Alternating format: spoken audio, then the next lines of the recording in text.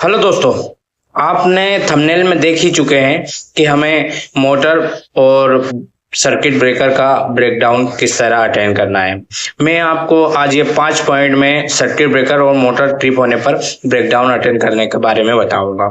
तो दोस्तों, हमारा जो पहला पॉइंट है वो इस प्रकार है कि हमारा जो ब्रेकर है उसका आउटपुट निकाल के हमें इनपुट में सप्लाई चेक करनी है और उसके बाद आउटपुट में सप्लाई चेक करनी है कि आउटपुट हमारा जो ब्रेकर है वो तीनों फेज निकाल रहा है या नहीं निकाल रहा है। क्योंकि कभी कभी क्या होता है कि हमारा जो सर्किट ब्रेकर है वही खराब हो जाता है, तो एक फेज आउटपुट नहीं निकालता, कभी 2 फेज आउटपुट नहीं निकालता। तो सबसे पहला पॉइंट हमें यही है कि हमारा सर्किट ब्रेकर का जो भी आउटपुट है वो निकाल के सर्किट ब्रेकर चेक करना, क्योंकि सर्किट ब्रेकर से आगे हमें सप्लाई मिलती है। तो सबसे पहला पॉइंट हमारा यही है कि हमें सर्किट ब्रेकर चेक करना चाहिए। जैसे हमारी एमसीबी ट्रिप होती है तो सर्किट ब्रेकर।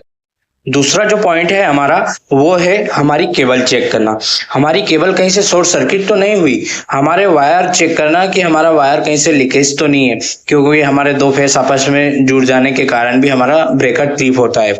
तो सबसे पहले हमें क्या करना है कि हमारे जो भी केबल है उसको ट्रेस करके चेक करना है कि हमारी केबल जो डली हुई है वो प्रॉपर है, उसका कारण हमारा जो ब्रेकर है वो ट्रिप तो नहीं हुआ। तो इस तरीके से हमारा दूसरा पॉइंट जो है वो हमारी केबल को ट्रेस करके चेक करना कि वो शॉर्ट सर्किट तो नहीं हुई है।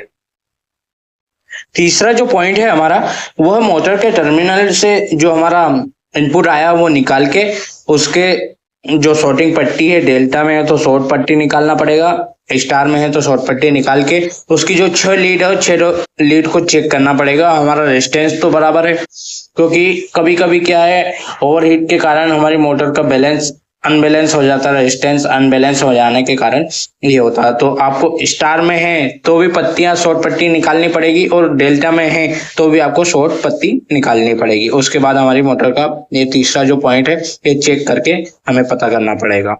दोस्तों, आपको मेरा वीडियो अच्छा लगे तो हमारे चैनल को सब्सक्राइब करें और लाइक करें, क्योंकि हम आपको ऐसी ही इलेक्ट्रिकल जानकारी बताते रहेंगे इस चैनल के ऊपर और आपको बहुत सारी जानकारी मिलेगी।